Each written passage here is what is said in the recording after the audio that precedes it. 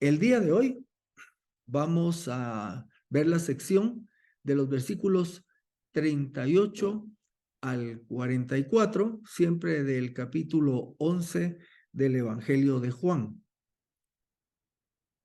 En el estudio anterior dejamos a Jesús camino a la tumba de Lázaro. Se recordarán, desde el inicio del capítulo andaba por la región de Perea, andaba predicando y estaba, podemos decir, cosechando parte de la siembra que había hecho Juan el Bautista. Y se nos dice que había gente que estaba creyendo en él. En esas andaba cuando le dio un aviso de Marta y María de que Lázaro, su amigo, a quien él amaba, estaba enfermo. Y entonces Jesús expresa que esta enfermedad no es de muerte, sino que va a tener como fin último que Dios sea glorificado, y esto a través del ministerio de Jesucristo. Así que se nos comenta, pues nos comenta Juan, que en un momento dado Jesús dice que van a ir con Lázaro porque está durmiendo, y los discípulos pues dicen, bueno, pues si está dormido se va a sanar, y entonces ya Jesús es claro y les dice, no, miren, Lázaro murió.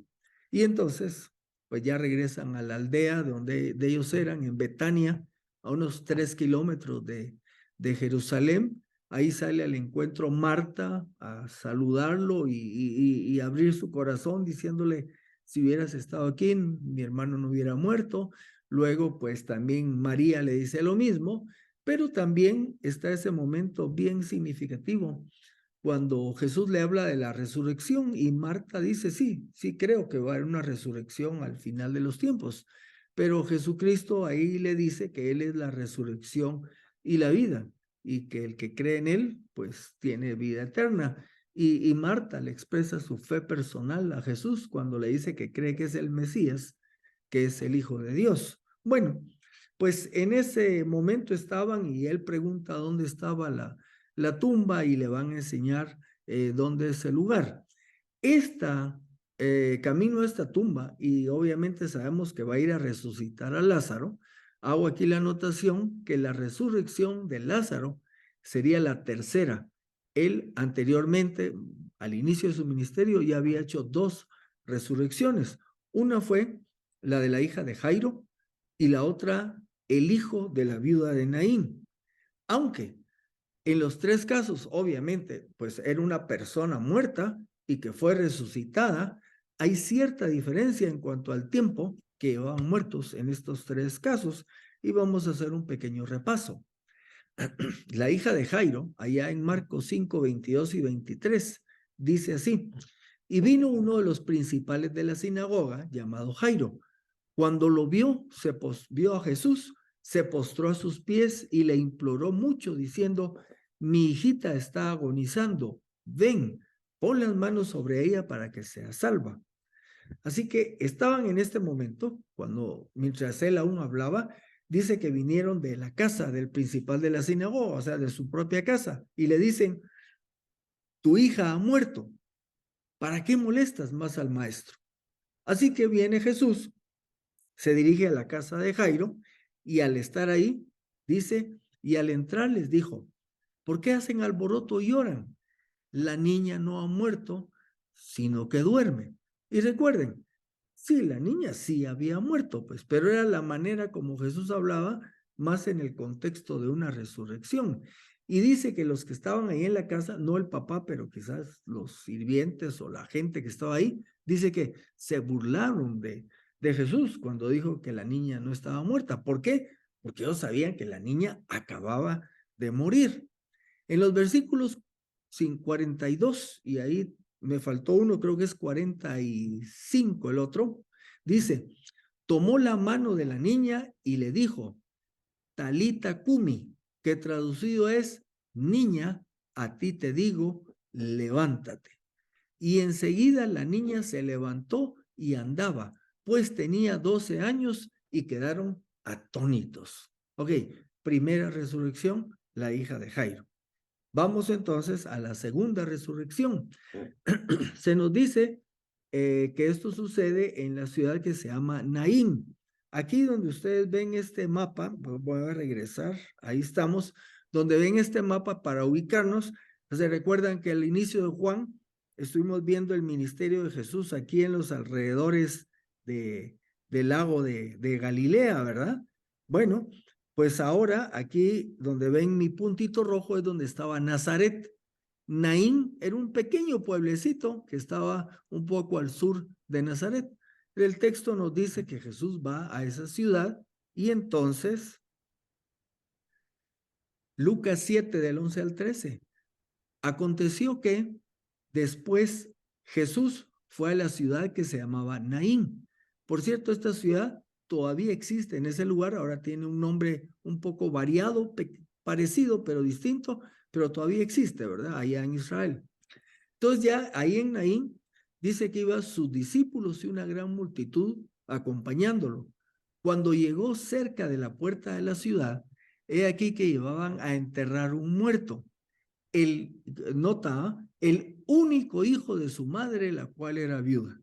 Entonces esto lo hacía más dramático, ¿verdad? Una viuda y solo un hijo tenía. Bastante gente de la ciudad la acompañaba. Y cuando el Señor la vio, se compadeció de ella y le dijo, no llores. Bueno, aquí les conseguí una pequeña foto, ¿verdad? Foto, digo, una lámina, para que veamos, pues, porque ahí se nos va a decir que en el siguiente versículo que Jesús detiene el féretro.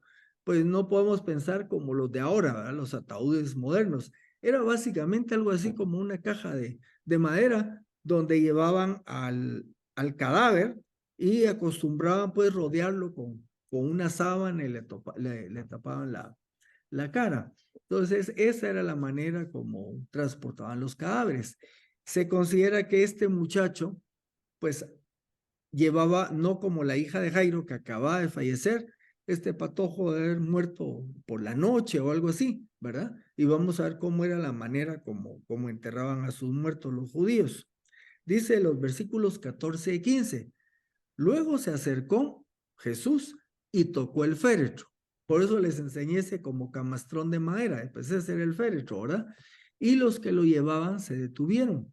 Entonces le dijo, joven, a ti te digo, levántate. Entonces el que había muerto se sentó y comenzó a hablar y Jesús lo entregó a su madre. Bueno, podemos notar, fíjense un detalle, a la niña le habló, ¿verdad? Niña, levántate, le dijo. Ahora aquí al joven, el que estaba muerto, le habló, le dijo, joven, a ti te digo, levántate. A los dos cadáveres les habló Jesús y los trajo a la vida. Vamos a hacer aquí un repasito. 3 resurrecciones, 3 tiempos diferentes. En el caso de la hija de Jairo, acababa de morir. El hijo de la viuda de Naín, posiblemente fallecido de un día, ¿verdad? Ahora, en el caso de Lázaro, como vamos a ver, ahí estábamos 4 días que había fallecido. Les comentaré que algunos, los racionalistas que no aceptan lo sobrenatural, a veces cuestionan los milagros de Jesús y pueden decir que la niña tuvo un paro o algo así, que no estaba muerta, y que el hijo de la viuda de Naín, pues también como era tan reciente, que no estaba verdaderamente muerto. Eso lo hacen los racionalistas para explicar estos milagros. Pero con el caso de Lázaro, ahí no hay para dónde, ¿verdad? Ya habían pasado 4 días. Y por supuesto, para nosotros, todas estas fueron resurrecciones auténticas. Una nota. Los egipcios acostumbraban embalsamar a sus muertos. Por eso es que han durado las momias por tanto tiempo. Tenían el arte de trabajar los cuerpos. Estaba leyendo un poco que les sacaban los órganos y los rellenaban con sus especies y todo para mantenerlos. Los judíos no hacían eso. La costumbre judía era sepultarlos inmediatamente. O sea, se moría y si moría en la noche, ahí lo estaban sepultando. En la mañana lo estaban sepultando. El clima de aquellos lugares no era favorable, el proceso de descomposición empezaba rápidamente, así que los judíos acostumbran enterrar de inmediato a sus muertos. Así entonces, con esta introducción, llegamos al versículo 38, que es nuestra sección de hoy. Nos dice que Jesús, conmovido otra vez dentro de sí, fue al sepulcro. Era una cueva y tenía puesta una piedra contra la entrada. La palabra conmovido profundamente la vimos en la sección anterior, en el versículo 33, que decíamos que una de las traducciones era que realmente se había molestado, que estaba molesto Jesús, ¿verdad? Y nos preguntábamos, pero ¿por qué podía hacer esto? Y aquí volvemos a repetir la idea. Jesús estaba afectado profundamente porque estaba cara a cara ante la consecuencia del pecado. Estaba viendo ahí el sufrimiento humano y anotan algunos escritores, de manera particular le molestaba la incredulidad que prevalecía dentro de la gente. Y ya mencionamos la vez pasada todo el tiempo que Jesús predicó ahí en Jerusalén, ¿verdad? Y cómo la necedad, la dureza de corazón de los líderes y buen número de la población se resistían a creer en él. Bueno, dice que la tumba estaba en una cueva. La zona por donde estaba ahí Betania era una zona montañosa y se dice que esto no era inusual, abundaban muchos esas cuevas dentro de las montañas. Algunas se adecuaban, por ejemplo, ustedes pueden ver aquí, pues le hicieron, es una foto real de una tumba, le hacen la entradita como cuadradita, pues la labran, ¿verdad? Pero en realidad es una cueva que está sobre una montaña. Como podrán observar, la, la piedra es redonda. Yo le estaba enseñando a mi nieto el domingo esta foto porque estaba preparando la clase y entonces le decía, mira qué tiene de particular la piedra. Ah, pues que es circular, mes. ¿Y por qué crees que es circular? Ah, porque entonces es más fácil moverla. Y en realidad esta tumba es parecida como donde fue sepultado Jesús, que también tenía una piedra circular. Así que diríamos que era una tumba estándar, que así eran más o menos las tumbas en términos generales, ¿verdad? Y como anoto ahí, la piedra circular facilitaba el movimiento. ¿Por qué las tapaban? Los judíos no acostumbraban tener sus cadáveres con joyas, así como los egipcios, ¿verdad? Que pensaban que iban a otro lugar y entonces les daban oro, piedras preciosas. A los egipcios a veces los enterraban con todo y esclavos dentro de la tumba, ¿verdad? Y por supuesto se morían y se iban feos, pero el judío no hacía eso. Así que no era porque se iban a entrar los ladrones, pero sí había que tapar las tumbas porque habían animales, ¿verdad? Que podían entrar a devorar los cadáveres. Entonces, era una de las razones de tapar las tumbas. Se considera que tener acceso a una tumba como estas era porque la persona contaba con una aceptable posición económica. Obviamente, las gentes de recursos tenían acceso, pero también las de mediano recurso podían tener acceso a este tipo de tumbas. En el caso de José de Arimatea, que era un hombre que tenía sus recursos, él fue el que proveyó el lugar para el sepulcro de Jesús, ¿verdad? Que era una similar. El versículo 39 nos dice que Jesús dijo, quiten la piedra. Y entonces Marta, la hermana del que había muerto, le dijo, Señor, quede ya, porque tiene 4 días, ¿verdad? Bueno, vamos a ver este pasaje. Quiten la piedra. Y aquí es donde les decía una idea interesante que tomé de un par de pastores que escuché. Miren, ¿no creen ustedes que Jesús, siendo el Todopoderoso, sencillamente pudo haber hecho así con la mano y mover la piedra? Claro, sí, eso era nada para él. Sin embargo, él le dice a las otras personas, quiten la piedra, ¿verdad? Y aquí sacamos, por eso les decía, una lección así colateral. Miren, Jesús, en su manera de trabajar con nosotros, hay cosas que a nosotros nos toca hacer, ¿me explico? Y hay cosas que solo Él puede hacer. En este caso, resucitar a Lázaro, ¿quién podía hacerlo? Solamente Jesús. Ahora, quitar la piedra, eso lo podían hacer las personas. Le atender a Lázaro después de que resucitó, también. Entonces, aquí hasta abajo, yo le anoto, hay que saber la diferencia. Entender qué es lo que Dios hace, lo que Jesús hace y qué es lo que a mí me toca hacer. Y aquí solo una pequeña reflexión para la vida. Ven que abajo dice, yo no soy Dios. Y les voy a explicar por qué esta frase. Hace años, con un pastor de la iglesia que me congregaba más joven, andaba todo acelerado y estresado, cargado con las situaciones que vivían las familias, sus problemas, sus crisis, y él las cargaba encima.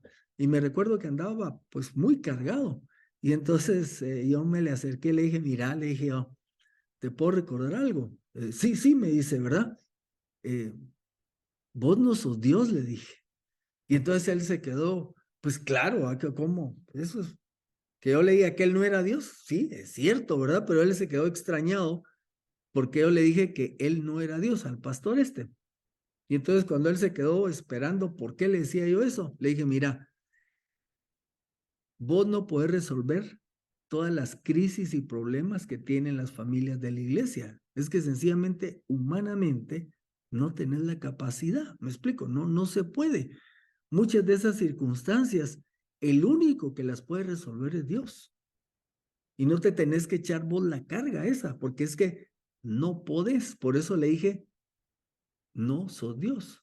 Y entonces le dije, cada vez que veas todas las circunstancias a tu alrededor, en tu familia, en la iglesia, lo que sea, solo acordate decirte a ti mismo, yo no soy Dios. Ahora, ¿qué hago cuando reconozco eso? Entonces acudo a Dios, el Todopoderoso, para interceder y para pedirle que Él sea el que haga esa obra, tanto en mi vida como en la vida de los demás. Entonces, aquí solo quería hacer este recordatorio, que cuando nos veamos cargados por un montón de circunstancias que hay, recordémonos, yo no soy Dios. El Todopoderoso es el que puede hacer cambiar las circunstancias, cambiar los corazones, resolver lo que no le mira a uno pies ni cabeza. Él puede hacerlo. Así que cuando usted recuerde esta imagen que Jesús dijo, quiten la piedra, sí, hay tareas que nos toca hacer a nosotros, pero las tareas que son del Señor son esas que solo Él puede hacer, como fue resucitar a Lázaro. Avanzamos. Vemos que Marta aún no se percataba de lo que iba a suceder, porque cuando Él dice, quiten la piedra, Señor, ya tiene 4 días, ya hiede, ¿verdad? O sea, a Marta no le había caído el 5 de que Jesús iba a resucitar a Lázaro. Y con 4 días, anoto ahí, Lázaro estaba bien muerto. Versículo 40. Jesús le dijo, ¿no te dije que si crees verás la gloria de Dios? Y usted se va a los versículos anteriores y no va a encontrar esto, ¿verdad? O sea, no, sí, no hay un versículo donde él ha hecho esto. Puede ser que se le haya dicho, pero Juan no lo anotó. Sin embargo, el ver a alguien resucitado, ser vuelto a la vida, implica que es un acto que glorifica a Dios revelado en su Hijo. Ahora, en el versículo 4, Jesús ya lo había dicho, esta enfermedad no es para muerte, sino para la gloria de Dios, para que el Hijo de Dios sea glorificado por ella. Recuérdense que cuando llegamos a este momento, lo que está sucediendo es lo que ya desde el versículo 4 Jesús había dicho, estando del otro lado del Jordán. En el versículo 41, pues dice, luego quitaron la piedra y Jesús alzó los ojos arriba y dijo, Padre, te doy gracias porque me oíste. La piedra fue removida y Jesús le habla a Dios llamándole Padre, que enfatiza la relación que con él tiene y que lo que hace es en armonía con su voluntad.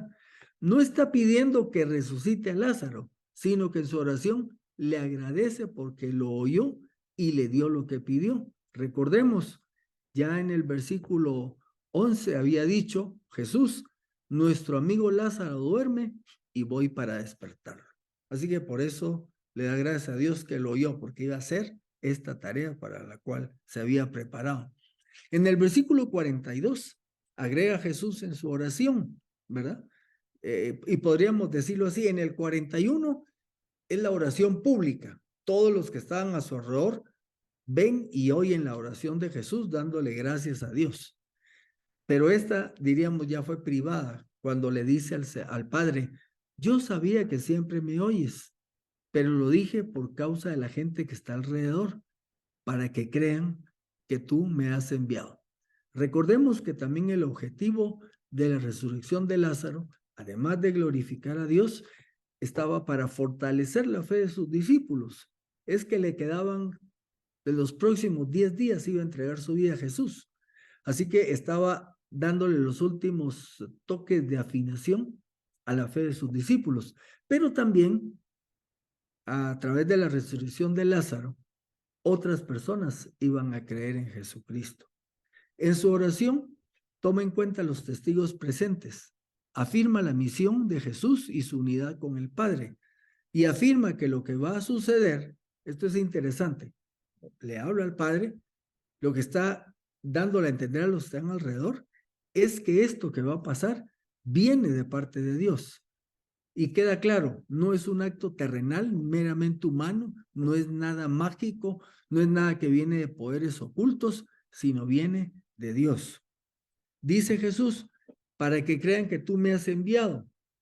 La resurrección de Lázaro llevaría a la fe en Jesús a una parte, y vamos a ver que más adelante dice muchos de aquellos que fueron testigos del evento. Esto va en armonía con el objetivo del escritor Juan el Apóstol, que dice allá en el capítulo 20-30, que los que lean el Evangelio crean que Jesús es el Cristo, el Hijo de Dios. O sea, lo que estamos viendo acá es lo que Juan en todo su Evangelio nos está repitiendo. Las obras de Jesús, las señales de Jesús, la obediencia de Jesús, para que crean en Jesús. Versículo 43. Habiendo dicho esto, llamó a gran voz, Lázaro, ven fuera. El verbo ahí, como dice literalmente, es como está aquí arriba, clamó a gran voz. Dirían, si el verbo dice que es hablar con voz alta, ¿para qué se repite que es fuerte? Porque la traducción sería, gritó con fuerte voz. Entonces, lo que se entiende aquí es que lo hizo para hacer notoria su voz en medio de todos estos testigos que estaban alrededor, además que estaban al aire libre, ¿verdad? Así que a gran voz dijo, Lázaro, ven fuera. Ese verbo está en imperativo, o sea, fue una orden. Lázaro, ven fuera. Y podemos notar entonces, una vez más, le habló a la hija de Jairo, le habló al hijo de la viuda y le habló a Lázaro. O sea, la resurrección fue el resultado de la palabra de Cristo. Como todo lo, desde la creación, Dios dijo, sean hechos, y fue hecho. Entonces aquí está, con esto también Jesucristo está dando evidencia de que es Dios, porque es a través de su palabra que está ejecutando estos hechos milagrosos de resurrección.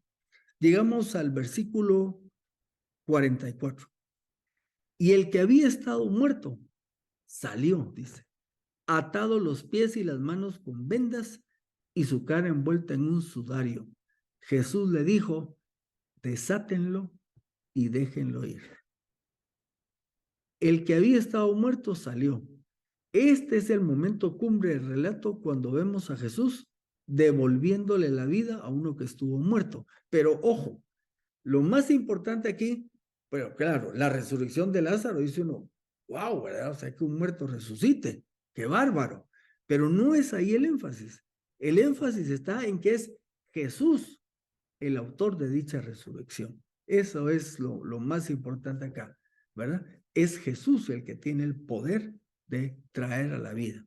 Tenemos que entender que este Lázaro que fue resucitado, por supuesto, más adelante iba a morir, como se volvió a morir después la hija de Jairo y el hijo de la viuda. O sea, en su momento, no está en el relato, murieron otra vez. Ahora, lo que sí era cierto, Lázaro era un creyente en Cristo y él sería partícipe de la resurrección futura por haber creído en Jesús, ¿verdad? Entonces, todo creyente tiene segura su vida eterna allá en el tiempo futuro. Notemos algo interesante, que la resurrección de Lázaro implicó la renovación de todos los tejidos de su cuerpo que ya se estaban descomponiendo. Señor, yede ya, le dice Marta.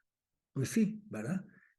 Yo, como en nuestra vida moderna, no experimentamos eso, pero no sé si ustedes se acuerdan cuando los chuchos que atropellan ahí en las calles de la ciudad, en el periférico, y 2, 3 días que esté el chucho aplastado y cómo apesta, ¿verdad? Eso para que tengamos una idea de cómo se descompone el cuerpo humano.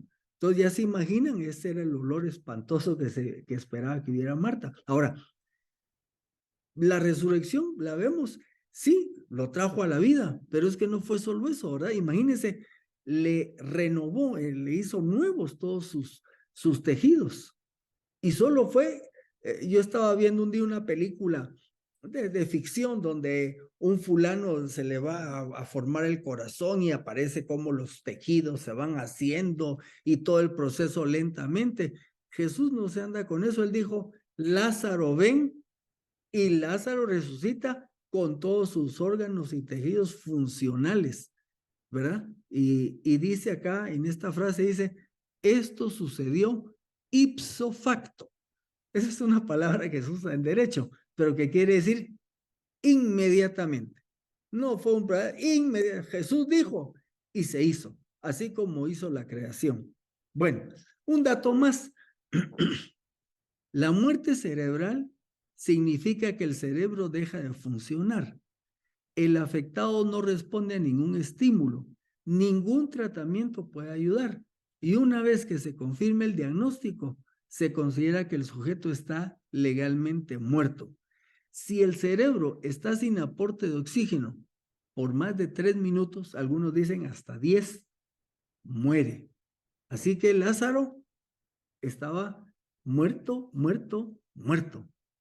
Y el Señor lo trajo a la vida funcional, completamente nuevo. Y el que había estado muerto salió, dice el versículo. Aunque estaba vendado según la costumbre judía, estos vendajes no eran apretados y le permitieron cierta movilidad. Pues me imagino que salió medio brincando, ¿verdad? Y como tenía la cara tapada, pues solo guiándose por la voz de Jesús. Y una vez que va saliendo, Jesús pide que le sean quitados los vendajes. Esto, nuevamente, Jesús también podía haber hecho un ademán y quitar los vendajes, ¿verdad? Y hasta ponerle una ropa nueva, lo puede hacer, pero no lo hizo. Le dijo a la familia, pues atiéndanlo. Y eso también permitió a sus hermanas y a otros que estuvieran ahí, pues presenciar en vivo el milagro, ver a Lázaro resucitado. Bien, Juan termina el relato en esta sección sin bombos ni platillos, ¿verdad? Si ustedes han visto las cruzadas de milagros que se han hecho en nuestras temporadas, ¿verdad? Me recuerdo que había un predicador que terminaba de predicar y al final decía, bueno, ¿qué tenemos hoy? ¿Verdad? Y ya le decían, aquí esta persona fue sanada, y y hacían que la persona pasara al frente y que todos lo vieran, y dentro de eso, ¿quién era el que había logrado eso? El predicador, ¿verdad? Aunque, bueno, ese es en nuestro mundo moderno. Aquí Jesús hizo un milagrasazazo y Juan termina, dice, y salió y lo atendieron y van a ver que la otra semana seguimos. No hubo una gran bulla, me explico. Sí hubo resultados, vamos a ver, pero todo tranquilo, ¿verdad? El hecho es que Jesús devolvió la vida a un muerto, lo que evidencia su poder y origen divino, que Él es quien dice ser el Cristo, el Hijo de Dios. Por eso fue que pudo resucitar a Lázaro, porque Él era el Mesías. Pregunta, ¿es fácil o difícil creer todo esto? Yo estaba leyendo y a mí no me da ningún problema. ¿Por qué? Porque si Dios es todopoderoso, Jesús es el Mesías, pues sí, porque resucitó a Lázaro, claro que lo creo. Pero hay personas para los cuales leen esto y se asombran. Y aquí les puse un pasaje de Hechos, cuando Jesús anda ya en Atenas y está en aquel lugar donde les empieza a hablar a los filósofos atenienses. Y dice el 32, cuando le oyeron mencionar la resurrección de los muertos, unos se burlaban, pero otros decían, te oiremos acerca de esto en otra ocasión. Sí, el mensaje de la resurrección, obviamente para algunos les parece locura, no lo pueden entender. Es gente, por eso les predicamos, pero también hubo fruto. Empezaremos la otra semana con el versículo 45, que dice, muchos de los judíos que habían venido a María y habían visto lo que había hecho Jesús, creyeron en él. Así que, así como hay gente que se resiste, también hay gente que tiene un corazón preparado y dispuesto y cree en el Señor Jesús. Y cierro con esto. Pues damos gracias a Dios que tuvimos la oportunidad de creer, que el Señor tocó nuestro corazón y en su momento cada uno de nosotros dijo, Señor, creo en ti como mi Señor y Salvador. Y ahora tenemos vida eterna, perdón de pecados, y si morimos, seremos resucitados para disfrutar con Él en un futuro. Así que llegaremos hasta aquí en esta oportunidad